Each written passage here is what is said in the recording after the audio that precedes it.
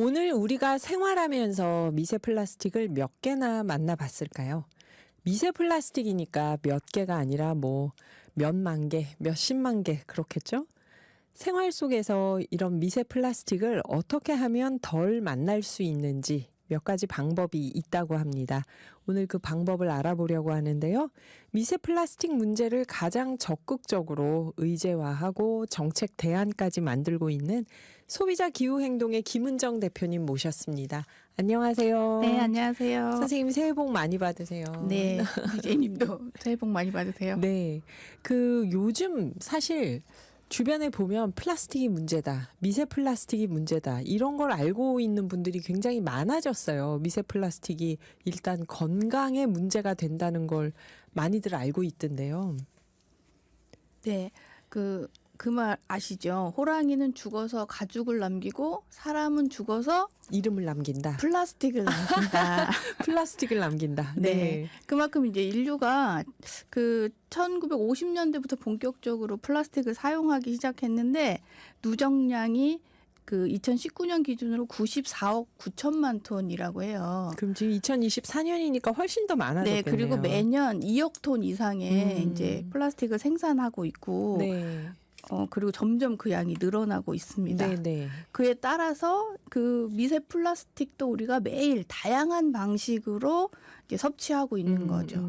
그래서 플라스틱이 환경 호르몬과 같은 역할을 한다, 그런 네. 위험도가 있다 이런 얘기는 이미 이제 한 십수년 전부터 이제 널리 알려진 이야기이기도 하고, 주변에 둘러보면 또 이제 암이나 치매 이런 게 너무 많이 발생하잖아요. 네. 그러다 보니까 그 원인 물질의 하나로 이제 플라스틱, 그리고 또 특히 인체에 유입되기 쉬운 미세 플라스틱을 의심하는 이런 이제 빈도가 높아지고 있습니다. 네. 그러다 보니까 그에 따라서 그 전에는 이제 그 연구 사례가 많지 않아서 그냥 의심만 하고 있었는데, 요즘에는 또 다양하게 연구들이 많이 나오고 있어서 그 네. 결과에 따라서 유해성이나 이런 거에 대해서는 공감하는 사람들이 굉장히 많고 또 전 세계적으로 함께 대책을 마련하려고 하는 상태입니다. 네. 그 미세 플라스틱이 질병에 감염되는 거? 어린이 건강에 영향을 준다? 이런 구체적인 연구 결과까지 있다고요. 네, 우리가 이제 생각해 보면 아기가 태어나면 그 유축기 쓰잖아요. 맞다. 네, 유축기도 쓰고 그다음에 딸랑이 쥐어주죠. 맞아요. 그리고 이제 쪽쪽이. 맞아요. 네, 다 플라스틱 네. 빨면서. 네, 그리고 이제 유모차 태워야 되고, 그다음에 기어다니면 매트 깔아줘야 되고, 그다음에 장난감 사주잖아요. 이런 것들 생각해 보시면 거의 다 플라스틱으로 플라스틱. 되어 있습니다. 그러니까 아이들이 이제 물고 빨고 하는 거 대부분이 이제 플라스틱이고, 어른들보다는 훨씬 밀착돼서 이용하잖아요. 네네. 네, 접촉이 이루어지기 때문에 이제 위험하다고 하는 것이고. 그리고 선생님 혹시 기저귀도 영향이 있을까요? 기저귀 안에도 이제 플라스틱이. 네, 미세 플라스틱이 있고, 그리고 또 흡수체에도 화학 물질이 있기 때문에 이제 위험하다고 이제 많이들 하죠. 네. 그럼 이제 뱃속에 있을 때는 우리가 안전한가? 엄마 뱃속에 있을 네, 때. 생각해 보면 이제 많은 산부인과 의사들도 미세 플라스틱의 그 자체뿐 아니라 이제 가공 과정에서도 생기는 환경 호르몬, 그다음에 이제 미생물이 이제 합쳐져 가지고 몸속에 들어간다 이런 얘기도 하시고, 그 실제로도 모유나 태반, 그리고 이제 신생아가 싼 태변에서도 미세 플라스틱이 발견된다는 보고가 이제 되고 있거든요. 엄마 뱃속에서도 계속 미세 플라스틱을 흡수하게 네. 되는 거네요. 그렇죠. 그리고 임산부하고 아이한테도 이제 악영향을 끼치는 걸로 알려져 있습니다. 그래서 이런 실험은 주로 이제 동물 실험 많이 하는데, 네. 임신한 쥐한테 플라스틱을 먹이면 이제 저체중아로 태어난다든지, 그다음에 임신 중에 이제 미세 플라스틱에 노출된 새끼 쥐가 이제 그 생식기에 문제가 생긴다. 난자의 성숙이 떨어지고 뭐 수정류가 배아 발달이 줄어든다. 네. 이런 이야기들이 많이 있습니다. 감염도 플라스틱이 영향이 있을까요? 플라스틱 자체가 이렇게 어떤 물질을 흡착하는 성질이 크다고 그래요. 그래서 자기들 그 플라스틱들끼리 흡착하는 것뿐만 아니라 오염 물질이나 세균도 흡착해서 몸속으로 같이 흘려보내기 때문에 이제 그런 위험이 있다고 합니다. 그 얘기 예전에 저희 과학자분이 나오셔서 그 여성 호르몬의 어떤 그 분자 구조가 이 플라스틱 특정 플라스틱 분자 구조랑 비슷해서 우리 몸이 그거를 그 미세 플라스틱을 여성 호르몬의 일종으로 생각하고 흡수를 한다는 얘기를 하시더라고요. 네, 그래서 그걸 이제 우리가 환경 호르몬이라고 부르죠. 네. 환경에서 온 호르몬과 같은 역할을 한다. 이렇게. 그 미세 플라스틱을 막을 수 있을까? 덜 만날 수 있을까? 이거 사람들이 이제 관심을 가질 거 아니에요. 플라스틱을 안 쓸 수는 없잖아요. 사실 일상생활에서. 네, 주위를 둘러보시면 온통 플라스틱에 사실은 우리가 플라스틱의 도움을 많이 받고 있죠. 그렇죠. 또 도움이 되는 플라스틱들이 있고 의료기구나. 그렇죠. 네.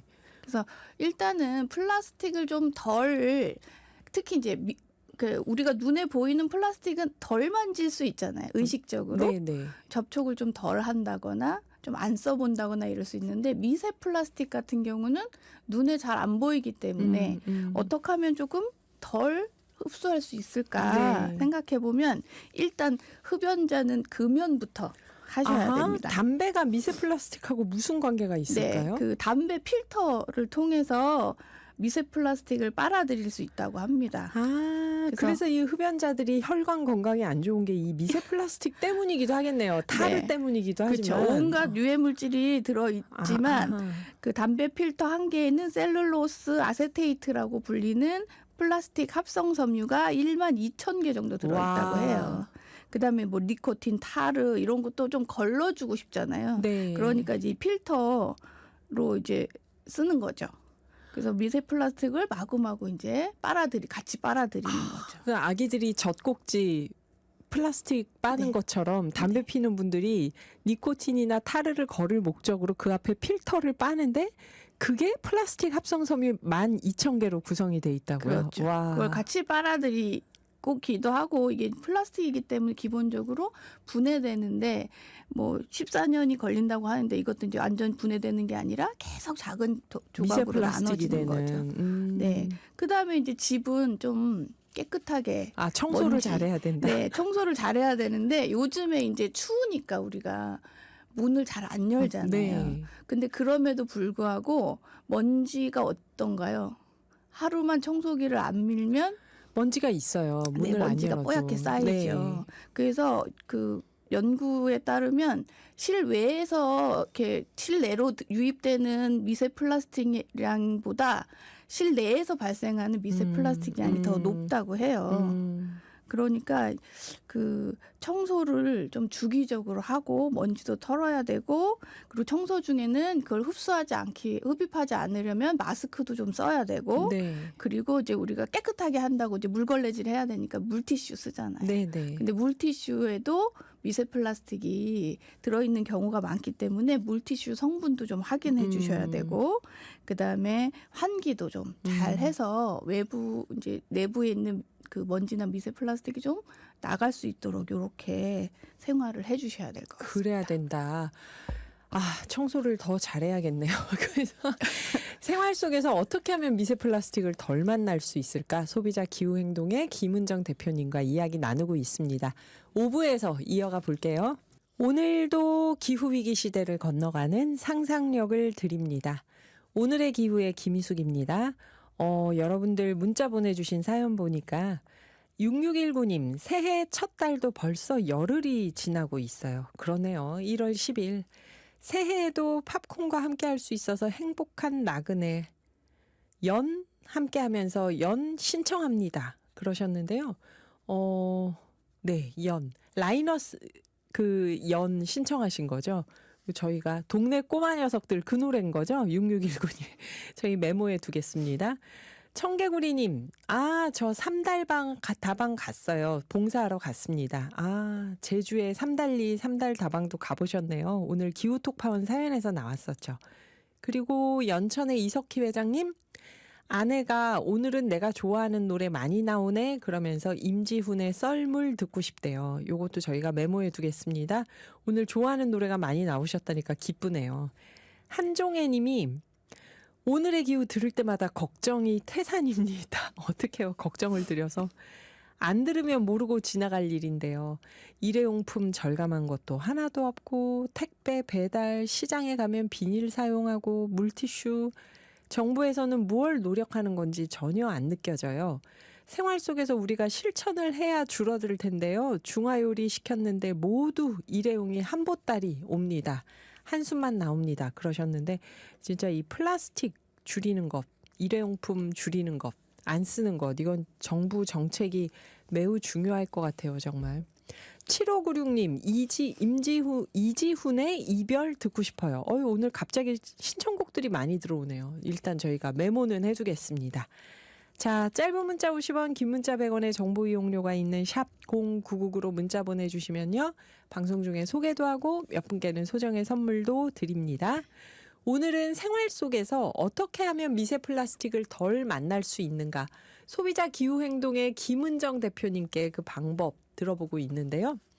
대표님, 지금 저희 유튜브 실시간 댓글창에 이런 질문이 왔어요. 김은정 소비자 기후행동 대표님 반갑습니다. 이탈리아 밀라노님이 질문이 있는데요.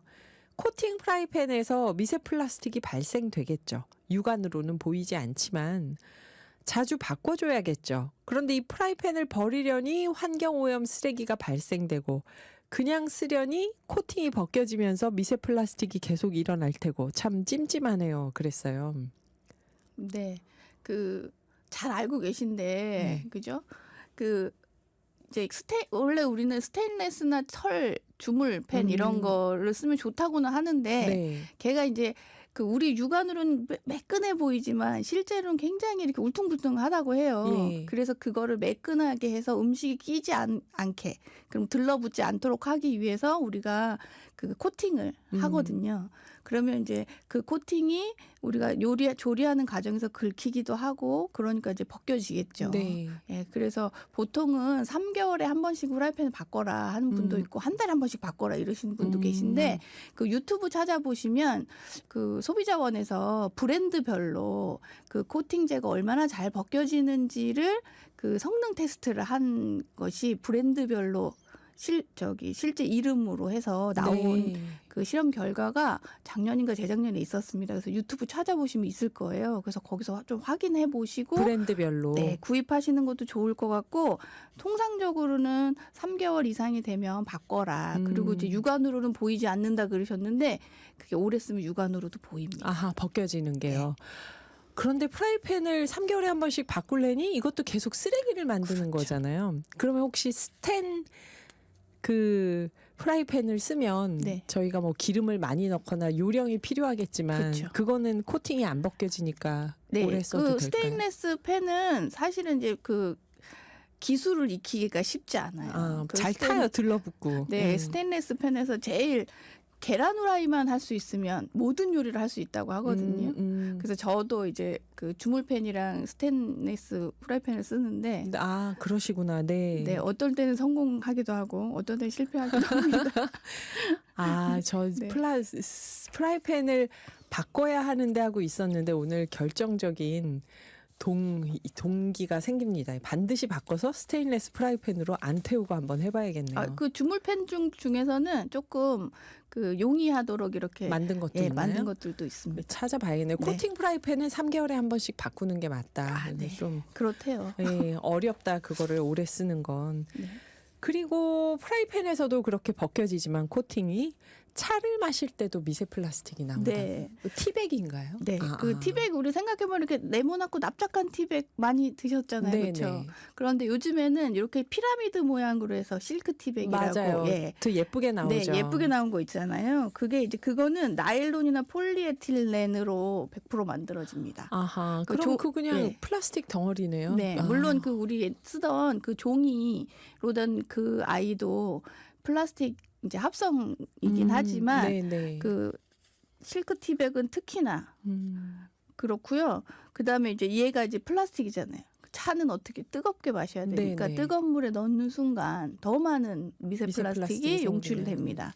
그래서 스페인 바르셀로나 자치대 연구 결과가 있는데요. 분석해 보니까 폴리프로필렌 소재 티백이 물 1리터당 미세 플라스틱 입자가 약 12억 개, 아이고. 셀룰로스 티백은 약 1억 3,500만 개 이렇게, 나일론 티백은 818만 개.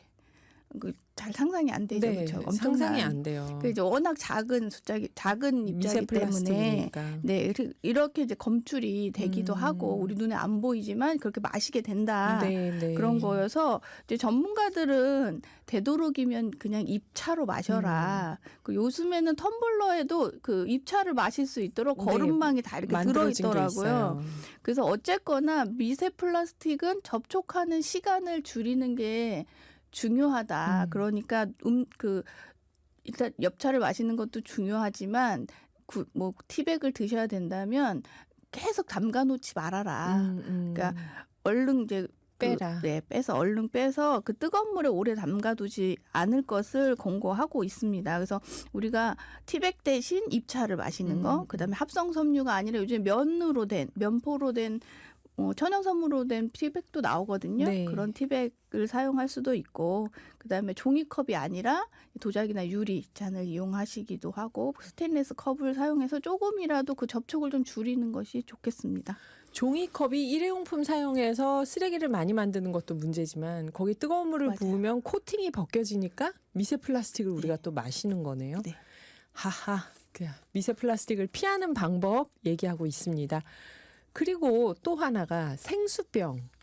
생수병이 근데 참 정말 물을 그렇게 마시기 시작하는 게 너무 습관이 되다 보니까 이거를 사용을 안 할 수가 없더라고요. 생수병을. 이건 어떻게 해야 될까요?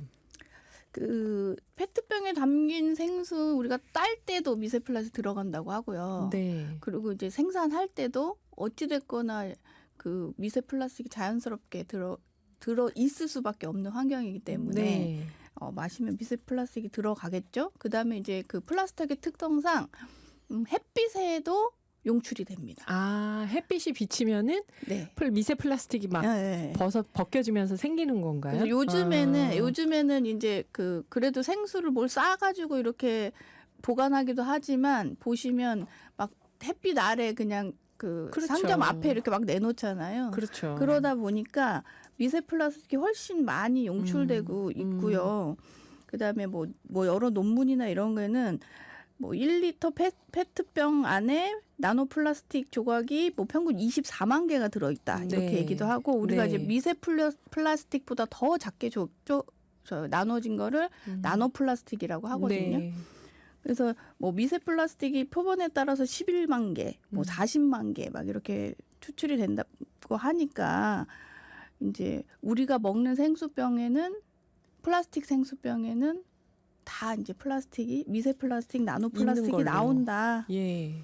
그런 거죠. 그래서 우리가 이제 일회용품을 그래서 좀 피해보자 이렇게 얘기하는 거고, 사실 이제 그 생수병도 생수병 자체를 가열하지는 않으니까 이제 햇빛에 노출되거나 이런 걸 좀 막아야 되겠지만, 일회용 플라스틱 같은 경우는 우리가 뜨거운 음식도 다 먹잖아요. 네. 맞아요. 그래서 플라스틱이 제일 용출이 잘 되는 때가 뜨거울 때, 그리고 긁을 때, 그 세척해서 계속 재사용할 때도 미세 플라스틱이 나오기 때문에 일회용 포장을 좀 피하는 거 필요하겠죠.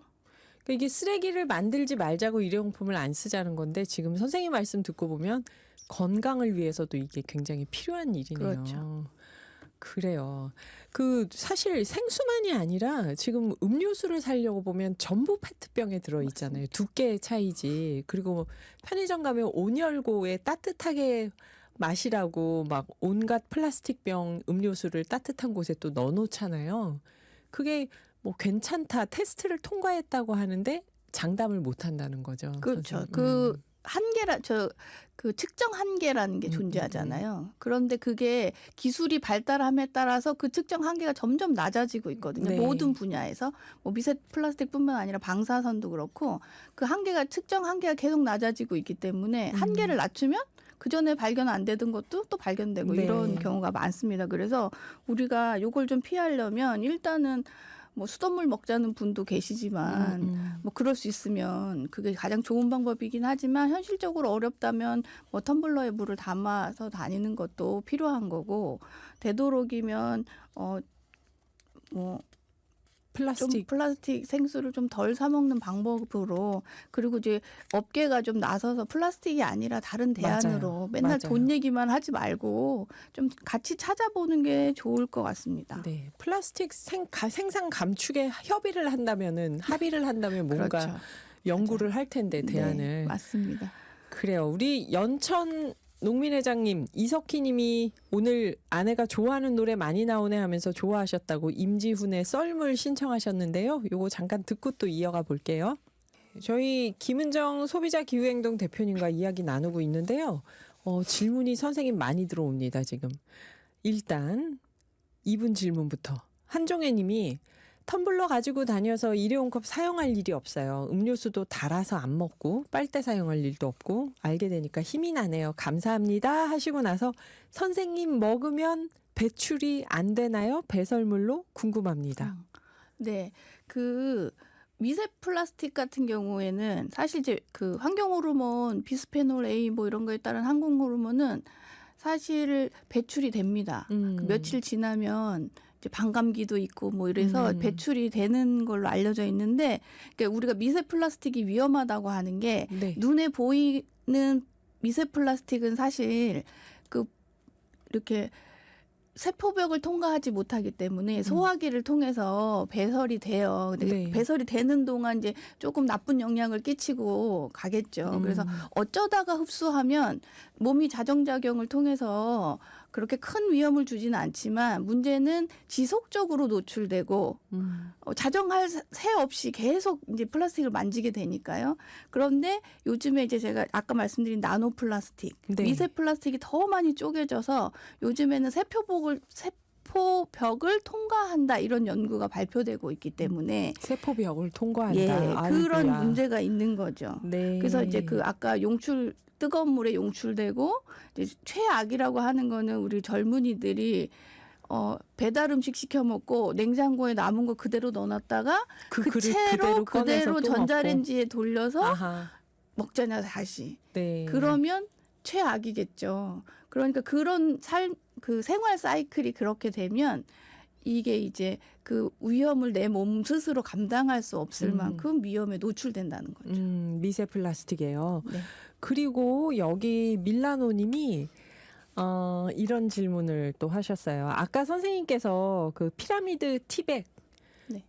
그거를 이탈리아에서는 음식물 쓰레기에 버려도 된다고 안내를 해서 음식물과 함께 버렸는데요. 꽥 하시면서 유럽과 한국의 기준이 다른 걸까요? 하셨는데 유럽은 음식물 쓰레기를 우리처럼 동물에게 다시 재활용하지 먹이지 않고 그냥 폐기 처분하니까 괜찮은 건가요? 네, 제가 이게? 이제 뭐 전 세계 그 재활용이나 이런 거를 다 들여다보진 않았지만 네. 그래도 몇몇 군데 이렇게 보면 정말 사람이 사는 모양만큼이나 재활용 방법도 나라마다 다 기준이 다릅니다. 네. 네, 버리는 것과 뭐 버리지 않는 것, 재활용하는 것도 다 기준이 다르고 네.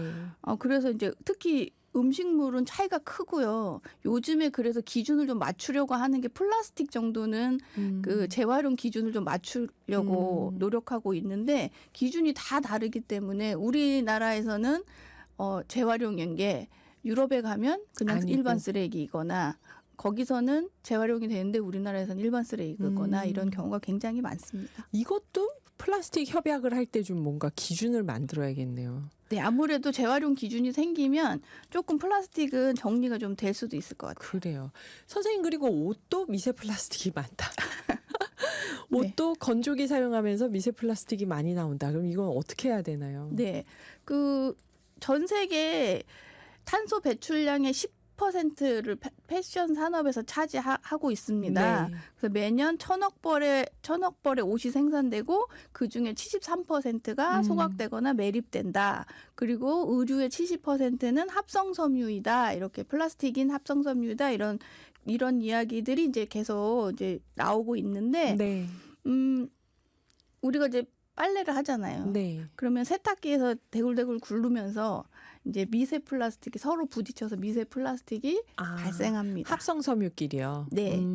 그 물론 천연 섬유도 마모가 되기 때문에 네. 그 미세 섬유가 되기는 하는데 얘는 자연으로 나가면 이제 썩는 분해되죠. 거니까. 그렇죠. 썩잖아요. 그런데 이제 그 합성 섬유는 플라스틱이니까 썩지 않죠. 계속 쪼개지게 되잖아요. 네. 그런데 요즘에는 그 세탁기에서 발생한 미세 플라스틱은 대부분이 우리가 하수 처리를 하는 과정에서 필터로 걸러집니다. 아. 네. 그래서 이제 그거는 모아서 소각하거나 뭐 물론 피해가 없는 건 아니지만 그게 막 더 큰 피해는 조금 막아지는데 네. 문제는 뭐냐면 건조하면서 공기 중으로 방출되는 미세 플라스틱인 거죠. 그러니까 건조대에 이렇게 빨래를 걸어 놓으면 거기서 건조되면서 미세 플라스틱이 나간다는 건가요? 자연 건조할 때는 걔가 예. 가만히 이제 하고 이렇게 뭐 바람에 흔들리거나 이 정도기 때문에 괜찮은데 건조기를 돌릴 그렇죠. 때 건조기 생각하시면 세탁기처럼 대굴대굴 네, 굴르잖아요. 그런데 네. 걔는 물도 없어요. 그럼 윤활제도 없는 상태에서 자기들끼리 막 부딪히니까 네. 그 건조기 쓰시면 거기서 먼지가 엄청 나오는 네, 걸 네. 아실 수 있을 것 네. 같아요. 근데 이제 거기 모이는 미세 플라스틱도 있지만 실제로 걔가 이제 공기 중으로 나오는 미세 플라스틱도 있습니다. 그래서 연구해 보면 이게 이제 한 뭐 1.4배에서 40배에 달하는 세탁할 때보다 건조할 때 40배 가까운 미세 플라스틱이 더 방출된다 이런 연구 자료가 있습니다. 그러면 이건 어떻게 해야 되나요? 건조기를 사용을 안 할 수가 없는데. 그렇죠? 예. 어떻게 해야 될까요? 그래서 일단은 우선은 이제 우리가 원칙적으로는 천연 소재 옷을 좀 많이 입어라. 네. 왜냐하면 천연 소재 옷은 건조기에 돌리더라도 그 미세 그 플라스틱 재료인 합성 섬유보다는 덜 마모가 되기도 네, 하고 네. 그리고 아까도 말씀드렸지만 그 플라스틱은 흡착하는 성질이 있다고 했잖아요. 네. 그러니까 자기들끼리도 부딪히면서 더 많은 마모를 일으킨대요.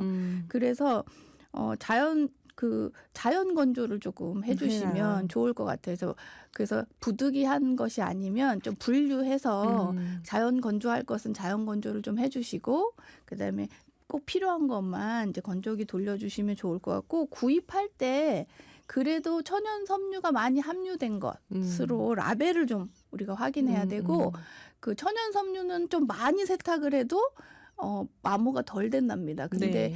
그 합성 섬유는 많이 넣을수록 마모가 심하대요. 아하.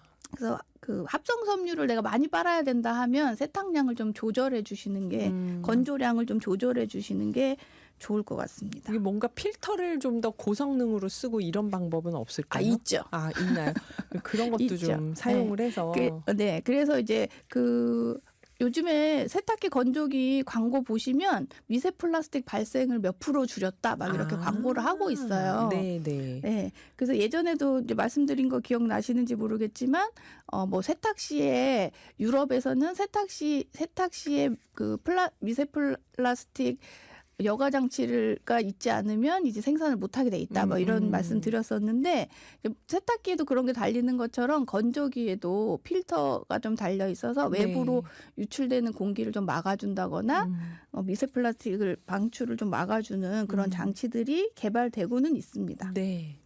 그래요. 지금 1분 30초가 남아서 선생님께 딱 1분 동안 네. 끝으로 청취자분들께 하시고 싶은 말씀이 있다면요. 네, 저번에 부산에서 우리가 그 INC 5차 플라스틱 협약이 예. 있었는데 결렬됐잖아요. 예. 그래서 근데 이제 아직 끝나지 않았어요. 5-2차 회의가 네. 열릴 예정입니다. 올해.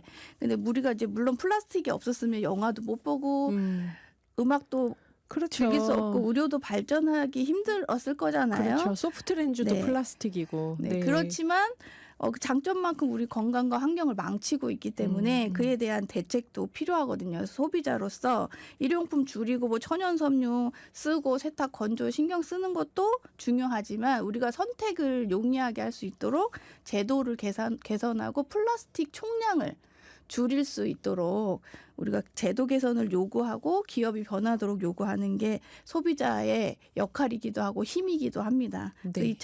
2025년에는 아직 끝나지 않은 플라스틱 감축 협약 많이 지켜봐 주시고 복도 많이 받으시고 응원도 함께 힘내서 해주시면 좋겠습니다. 네, 지금까지 김은정 소비자 기후행동 대표님이셨습니다. 감사합니다. 네, 감사합니다. 네.